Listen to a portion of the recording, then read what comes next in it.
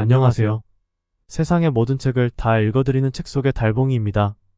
경험이 부족한 젊은 사람이 처음 사업을 시작하면 흔히 어쩔 줄 몰라 허둥대곤 합니다.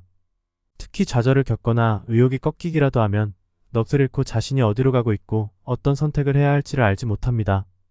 사실 사업을 시작하는 단계에서는 어떤 문제를 만나는가가 중요한 것이 아니라 문제를 어떻게 사고할 것인가라는 사유방식이 더 중요합니다. 현대 관리 전문가들은 이런 사유방식에 4가지 단계가 있다고 말하고 있습니다. 강점이 어디에 있는가, 약점은 어디에 있는가, 기회는 무엇인가, 외부의 위협은 무엇인가. 성공한 사람은 이 사항의 근거에 형세를 판단하고 도전에 대응하며 기회를 붙잡습니다. 현대의 관리학은 이 방법을 SWOT 분석이라고 합니다. 강점, 약점, 기회, 위협의 측면에서 상황을 분석하면 아주 효과적인 전략을 이끌어낼 수 있습니다. 그렇다면 조조에게 어떤 일이 일어났고 그 상황에서 어떤 전략을 택했으며 또 이것으로 인해 어떤 문제가 생겼을까요? 성공의 관건은 어떤 문제를 만나는 데 있는 것이 아니라 어떻게 문제를 사고하느냐에 있음을 조조에게서 확인해 보겠습니다. 사람이 적고 새도 약한 상황을 돌파하는 방법은 한 걸음씩 천천히 판을 장악해야 합니다. 동안 말년에는 국가관리라는 측면에서 가장 큰 도전은 황관들의 권력 독점이었습니다. 황관들이 권력을 독점할 수 있던 내재적인 원인은 무엇이었을까요? 매번 외척들이 권력을 장악하는 상황에서 어리고 세력이 약한 황제가 황관의 힘을 빌릴 필요가 있었기 때문입니다. 호랑이를 잡으려고 사람들을 모았는데 그 사람들 또한 안팎으로 제멋대로 날뛰어 제어할 수 없었던 것입니다. 한쪽 세력이 너무 커지지 않게 하려면 반드시 제형의 책략을 구사해야 합니다. 서로를 견제해야 균형에 이를 수 있습니다. 균형이 깨질 때마다 재난이 발생하곤 합니다. 중평 6년 이 취약한 균형이 다시금 깨졌습니다.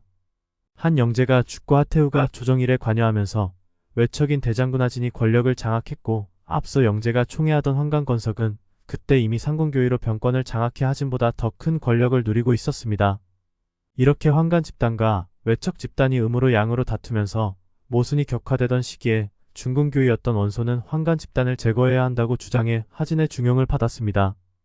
결국 하진 집단이 황관건석을 주사람으로써 일단 우세를 확립했습니다. 원소는 황관 집단을 완전히 제거하려 했습니다. 반면 하진은 달랐습니다. 그는 본래 백정 출신으로 하태우가 총애를 받고 하진이 벼락 출세를 한 것은 다 황관의 후원으로 이루어진 것으로 하시 집단과 황관 집단은 복잡하게 얽히고 설켜 있었습니다. 때문에 하태우를 대표로 하는 당권자는 황관 전체를 제거하려 하지 않았습니다. 원소는 여러 차례 황관 집단을 모조리 제거하자고 진언했으나 받아들여지지 않자 그때 비로소 다른 생각을 품게 되었습니다. 후한서 하진전에는 원소 등이 다시 계획을 세워 사방의 맹장과 호걸에게 병사를 이끌고 경성에 들어오도록 하여 태우를 위협하자고 간하자 하진이 이를 받아들였다고 기록되어 있습니다. 원소는 하진에게 외부에서 병권을 장악할 수 있는 군벌을 수도로 들어오게 해 하태우를 위협하면 황관을 제거할 조건이 만들어진다고 제안했습니다. 이 제안은 식자들의 반대에 부딪혔습니다. 주부 광릉의 진림은 하진에게 이렇게 간했습니다. 마땅히 빨리 명령해 군령으로 결단하신다면 하늘과 사람이 따를 것입니다. 오히려 좋은 방책을 내버리고 외부의 도움을 청하여 대군이 도성에 모이는 것은 강자가 영웅이 되어 칼자루를 거꾸로 쥐고 병권을 넘기는 것으로 공을 이루기는커녕 오히려 난리를 청하는 꼴이 되고 말 것입니다. 병권을 장악하는 것은 시기를 놓치지 않고 신속하게 결단해 행동하면 되는 것입니다.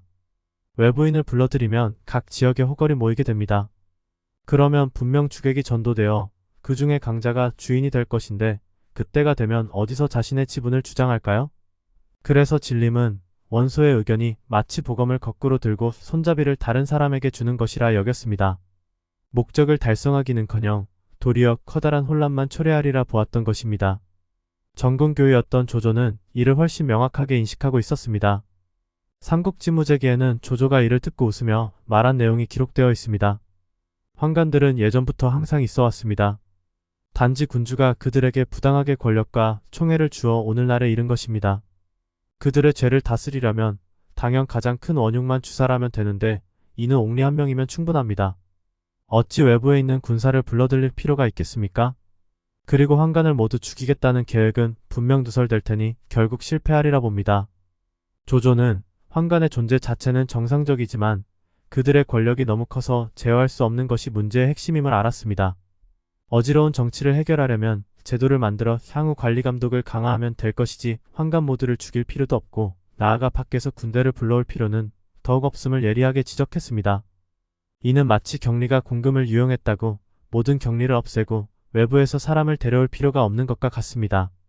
단지 공금을 유용한 격리 직원을 처벌한 후 평소에 자금 관리를 강화하면 될 것입니다. 조조의 의견은 문제를 해결하는 정확한 방법이었습니다.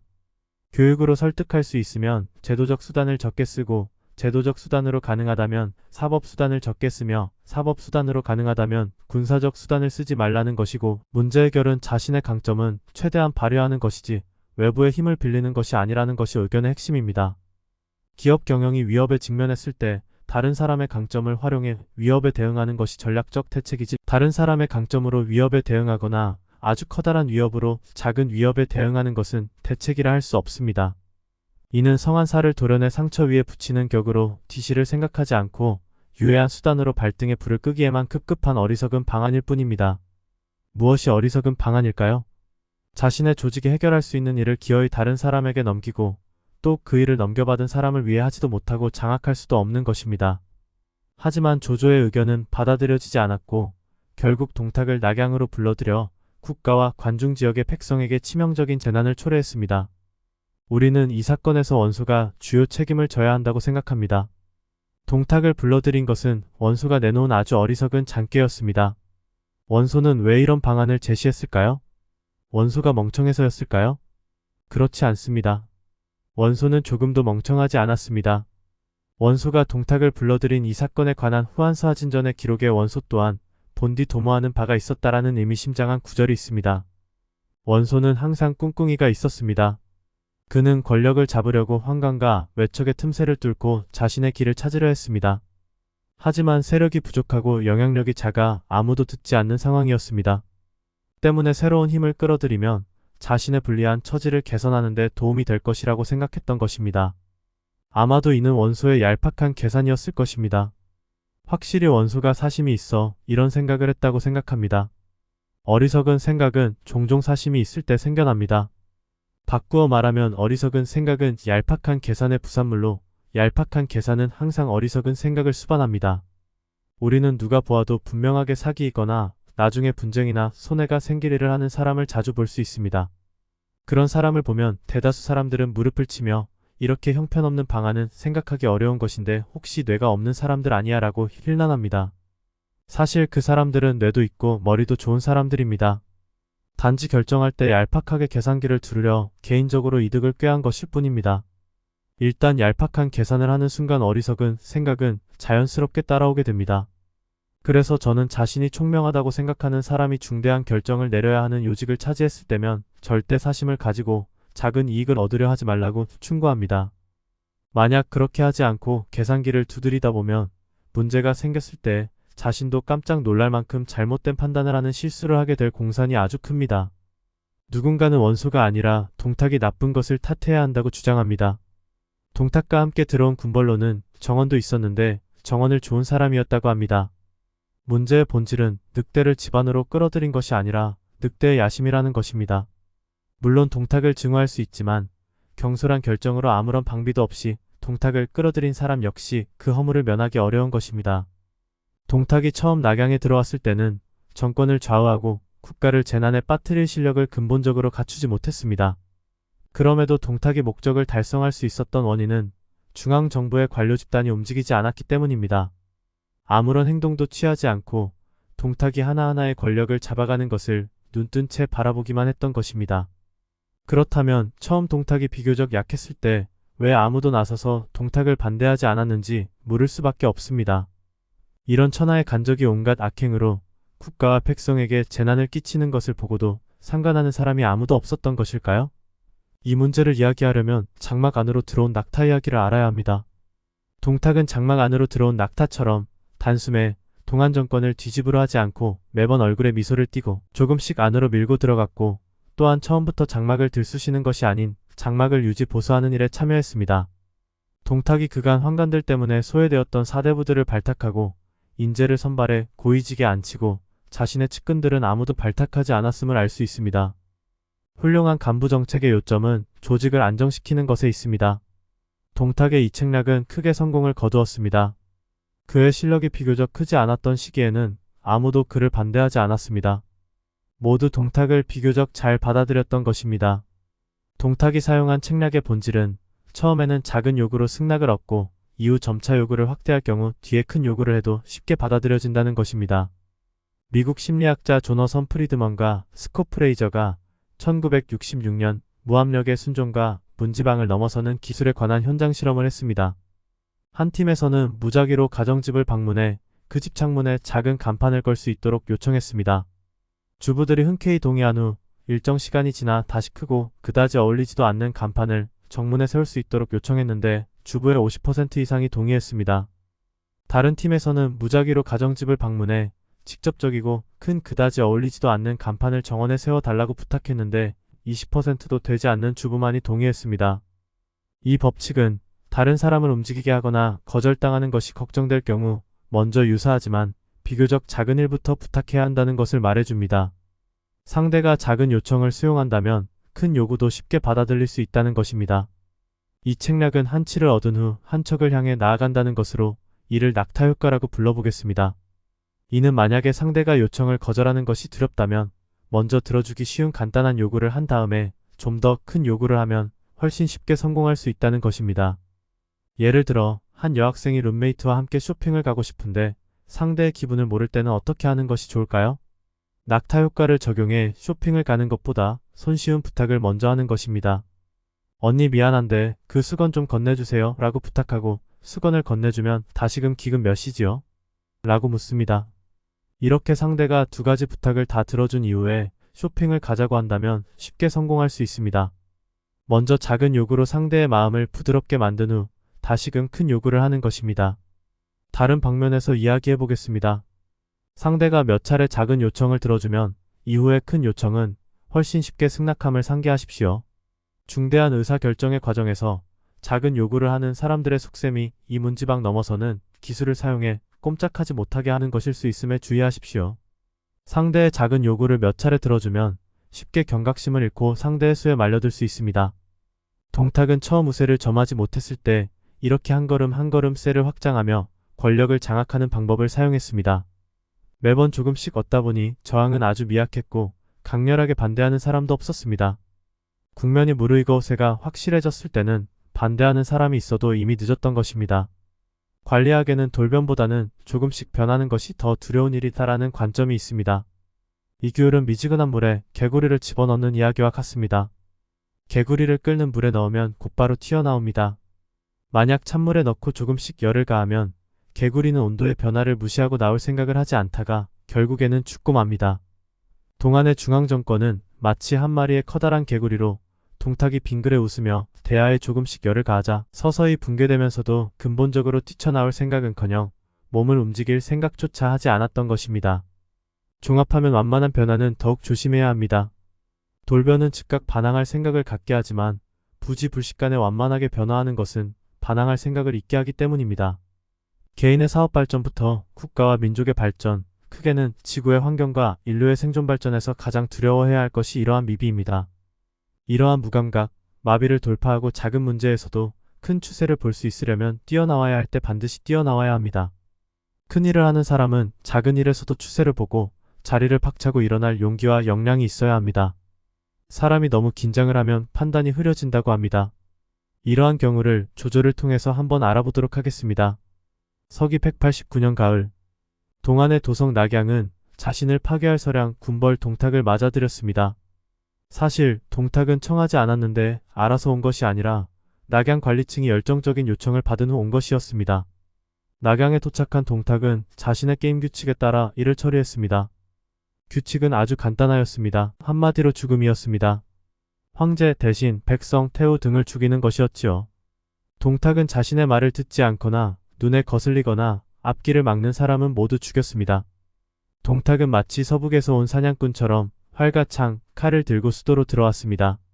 고위관료들의 온화한 교양, 예의상의 왕래, 서로 속이는 기만, 암투와 같은 것에 대해 동탁은 전혀 이해를 하지 못했습니다. 그의 명함에는 단지 나는 북방에서 온 한 마리 늑대다라고 씌어 있었습니다. 삼국지를 바탕으로 이야기하면 유비는 잘 오는 것이 특징이었습니다. 유비가 보여준 눈물은 예술이었습니다. 조조는 감독하고 조절하는 것이 뛰어났는데 그가 관리해서 보여준 것은 기술이었습니다. 그런데 동탁은 아무것도 없이 오로지 무력만을 보여주었습니다. 내 말에 동의하냐 동의하지 않느냐, 동의하지 않은 사람을 다 죽인다면 이 방안은 만장일치로 통과할 것이다.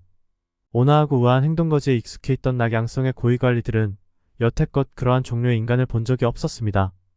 그들의 문에 동탁이란 사람은 학문도 학력도 없으며 배경은커녕 정치투쟁의 경험도 없이 단지 칼과 흉악한 마음만 있었던 것입니다. 동탁은 무력에 의지해 아주 짧은 시간 내에 그의 모든 정치적 이상과 인생의 소망을 실현했습니다. 반면 낙양성에서 과거의 높은 자리에 차지하고 있던 고위관리 전문가, 대사, 통치자, 고인은 칼날 아래에 단지 고개를 숙이고 순순히 그를 따랐습니다. 진리는 굳세고 강하지만 서슬퍼런 칼날에서 사람의 목은 취약함을 드러냈습니다. 조조는 황간 집안을 멸시하는 정도였지만 동탁은 무서워했습니다. 쥐가 입을 벌리고 침을 흘리는 것을 보면 우리는 쥐를 멸시합니다. 하지만 호랑이를 보면 미워하는 마음이 아무리 커도 몸을 돌려 달아나지 않으면 목숨을 잃을 수도 있습니다.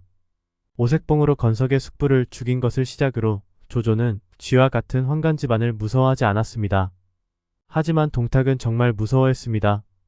동탁은 쥐새끼 무리가 아니라 말 그대로 금수였고 그것도 의관을 정제한 금수가 아닌 송곳니를 그대로 드러낸 금수였기 때문입니다. 36개는 도망가는 것을 상책으로 칩니다. 동탁이 조조를 자기 편으로 끌어들이려고 효기교의로 임명했지만 조조는 재빨리 달아나기로 결정했습니다. 삼국지 연의에는 조조가 칼을 받치며 동탁을 암살하려고 한 이야기가 나옵니다. 동탁을 암살하려던 뜻을 이루지 못한 조조는 기민하게 말을 타고 낙양을 빠져나옵니다. 하지만 이 이야기가 사서에는 기재되어 있지 않습니다. 사서에 기재되어 있는 확실한 사실은 조조가 동탁을 피해 도망갔고 동탁이 그를 잡아들이려 했다는 사실입니다. 조조는 낙양을 떠난 후 동탁의 추격을 피해 밤낮을 가리지 않고 사흘 내내 달고 성고에 다다랐습니다. 날은 저물고 연일 분주하게 달렸기에 사람과 말 모두 지쳐 있었습니다. 하지만 조조에게는 갈 곳이 있었습니다. 그는 오솔길을 따라 숲길로 들어선 후 돌고 돌아 마침내 집 하나를 찾았습니다. 이 집 주인은 성은 여이고 이름이 백사였습니다. 그는 조씨 집안의 고향 사람으로 아버지 조승의 결의 형제였습니다. 그는 조카가 온 것을 보고 기뻐서 어쩔 줄 몰라 하며 곧바로 술과 음식을 준비하고 다정하게 조조에게 말했습니다. 우리 집에 좋은 술이 없어서 서촌에 가서 술을 한 병 가져올 테니 기다리게. 이렇게 말하고 총총히 나귀를 타고 떠났습니다.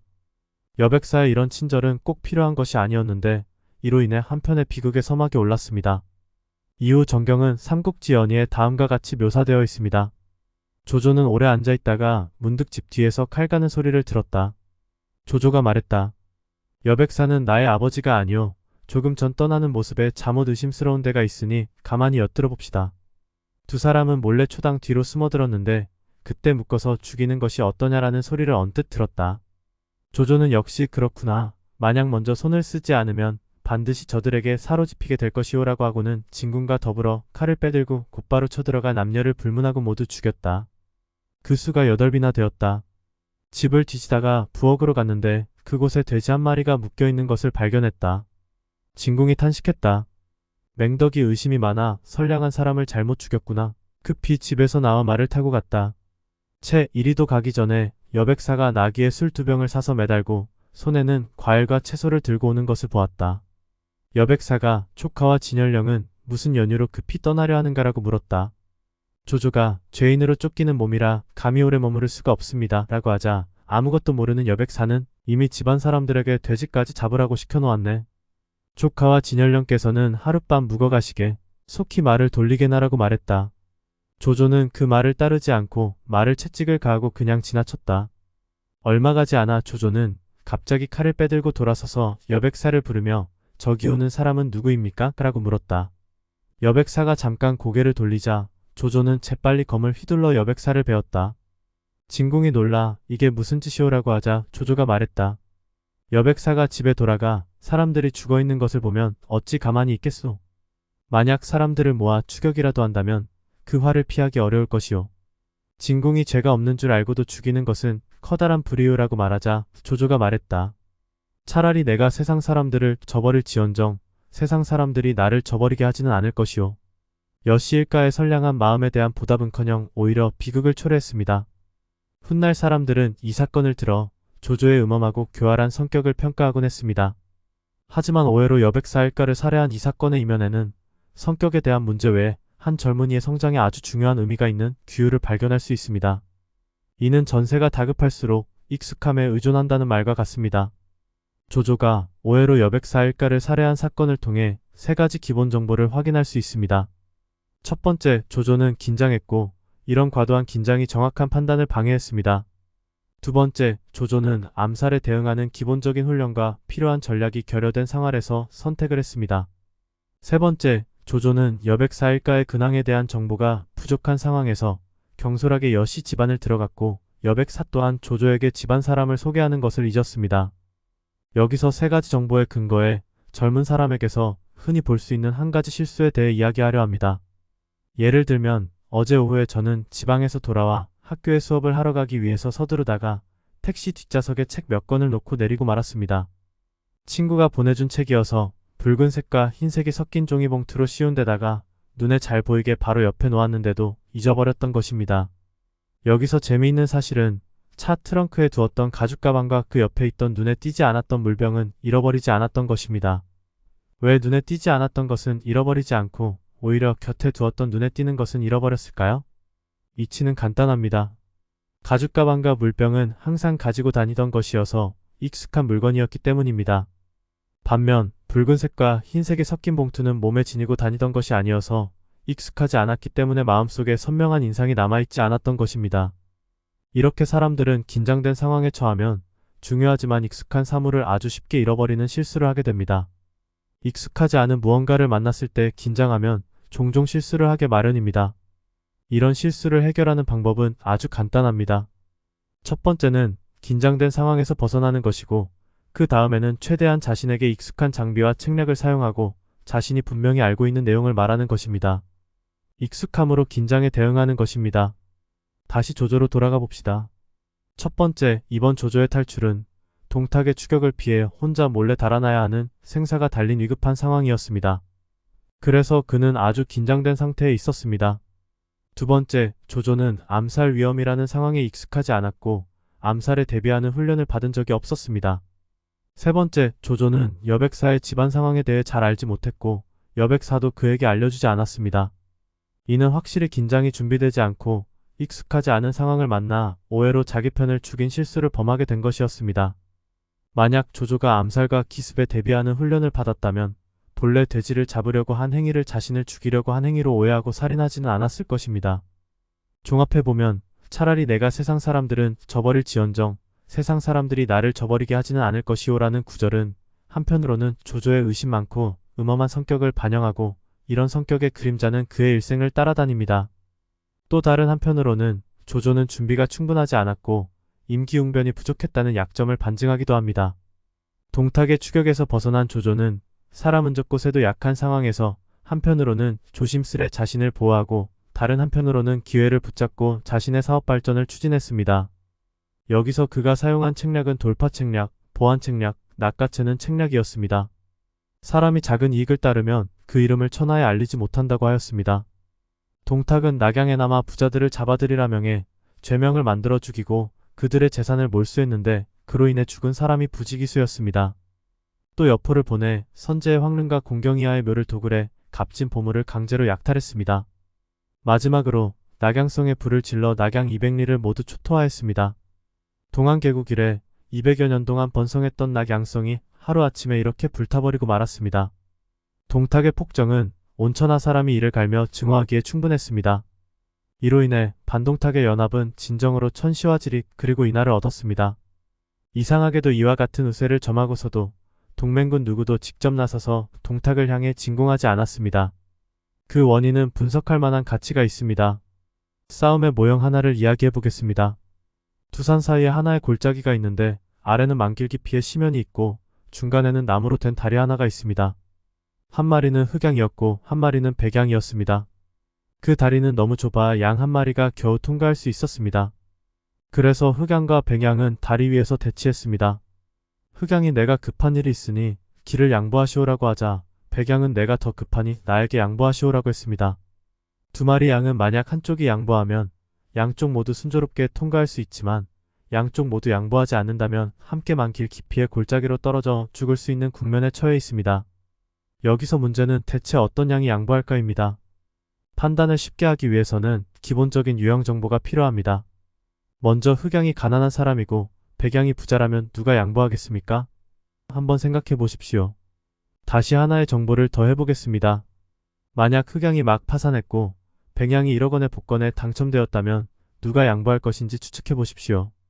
또는 흑양이 방금 실현을 당했고 백양은 쌍둥이 손자를 얻었다면 누가 양보할 것인지 추측해 보십시오. 흑양이 방금 불치병에 걸린 사실을 알았고 백양은 임원으로 승진했다는 소식을 접했다면 누가 양보할 것인지 맞추어 보십시오.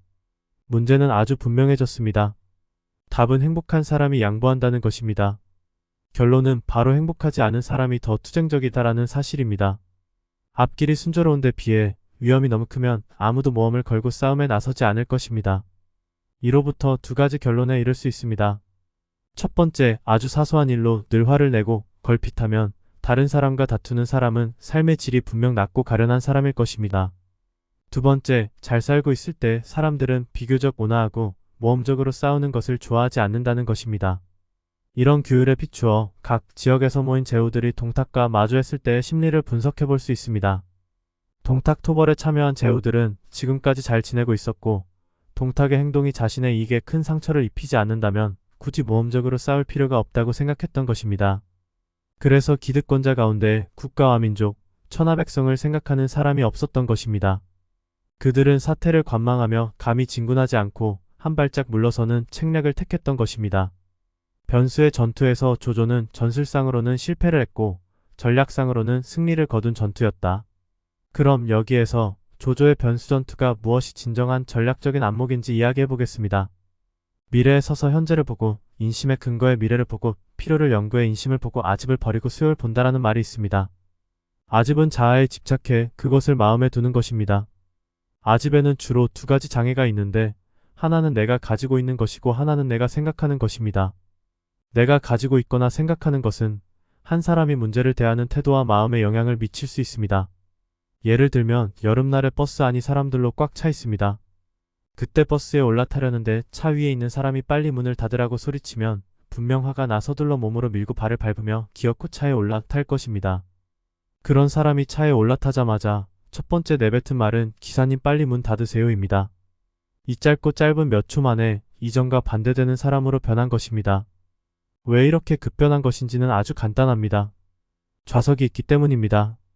좌석이 있으면 당연히 좌석이 있다는 사고에 비추어 문제를 생각하지 차에 타려는 사람에 비추어 생각하지 않습니다. 차를 타면 길을 가는 고통을 모르고 배부를 사람은 굶주린 사람의 배고픔을 모릅니다. 가지고 있다는 것은 사람의 눈을 막아 그것을 가지고 있지 않은 사람들의 감정을 소홀히 하게 됩니다. 그렇다면 내가 생각하는 것은 무엇인지 예를 들어봅시다. 사람이 급해지면 다른 사람의 감정을 돌아보지 않습니다. 옛말에 들어오려 할 때는 느리게 나가는 것을 싫어하고 나가려 할 때는 들어오는 번거로움을 싫어한다고 했습니다. 내가 생각하는 것이 나의 눈을 가려 그렇게 생각하지 않는 사람의 감정을 소홀히 합니다. 만약 자신의 마음에 담고 있는 것이나 생각하는 것을 내려놓지 않으면 항상 자신만을 보고 다른 사람을 등한시하게 되어 이를 생각하거나 문제를 대할 때 조금은 편협해지고 단편적으로 변하기 십상입니다. 특히 관리를 하면서 가진 것과 생각하는 것을 내려놓지 않으면 사람들의 욕구를 이해하기 쉽지 않고 단체에서 벗어나 고집대로 행하다가는 마침내 외톨이가 되어 자신도 모르게 실패와 멸망에 이르게 됩니다. 그래서 자신을 내려놓고 주위 사람의 각도에 서서 다른 사람의 마음을 고려하는 도량을 갖추어야 합니다. 조조는 변수의 전투에서 왜 절대적으로 우세하지 않는 상황에서 위험을 무릅쓰고 적을 추적하려 했을까요? 미래의 관점에서 보면 추격에 성공하든 실패하든 자신은 장차 제후 가운데 처음으로 동탁을 향해 진격한 사람이 되어 천하의 이름을 날리고 사람들이 지지하게 될 것이 확실하다고 생각했기 때문입니다. 인심은 한나라를 향해 있고 모두가 동탁을 증오하는 이 위급한 시기에 용감하게 출격할 수 있는 사람은 성공과 실패에 상관없이 사람들의 마음속 영웅이 될 것이지만 근시안적인 관점에 위축되어 나서지 않는 사람은 결국 민심을 잃게 된다고 보았습니다. 그리고 백성이 지금 필요로 하는 것은 포항무도함을 없애고 질서를 회복해 편안한 환경을 제공받는 것인데 먼저 나서서 백성의 꿈을 실현하는 사람이 바로 천하를 호령할 영향력을 누리게 될 것이라 생각했던 사람입니다. 아집을 내려놓고 필요로 하는 것을 본다는 것은 무엇일까요? 다른 누군가를 위해 꿈을 실현하는 것이 아니라 권력을 잡고 실력을 키우는 것을 원한다면 지금의 출격이 아주 위험하고 패할 가능성이 크더라도 적은 자원과 나름의 작은 계산은 그 시점에서는 버려야 한다는 것입니다. 그 시점에서는 불가능한 것을 하는 것이 오히려 이를 성취하는 것임을 분명하게 알고 있어야 합니다. 재차 강조했지만 조조는 변수의 전투 전에 분명하게 이번 출병이 근본적으로 동탁을 추격하는 문제가 아니라 자신의 미래를 움켜쥐는 것임을 인식하고 있었습니다. 역사를 보면 조조가 출격하자 손견도 움직였습니다. 그래서 조씨와 손씨의 사업이 크게 된 것이고 다른 사람들은 온갖 걱정으로 앞을 나아가지 않고 자신의 실력 보전만을 생각한 끝에 결국에는 역사의 수레바퀴에서 토태되었던 것입니다. 내가 무엇을 가지고 있고 무엇을 하려고 하는지 따지는 것은 작은 계산입니다. 천하 사람들에게 무엇이 있고 그들이 무엇을 하려고 하는지를 생각하는 것은 큰 계산입니다. 큰 일을 하려면 반드시 큰 계산을 하고 작은 계산은 내려놓아야 합니다. 큰 계산만 있고 작은 계산을 하지 않으면 위인이고 작은 계산만 하고 큰 계산이 없는 사람은 평범한 사람입니다. 큰 계산을 위해 작은 계산을 내려놓은 사람은 고인입니다. 사람마다 작은 계산을 내려놓도록 교육해 큰 계산을 성취하도록 돕는 사람이 바로 성인입니다.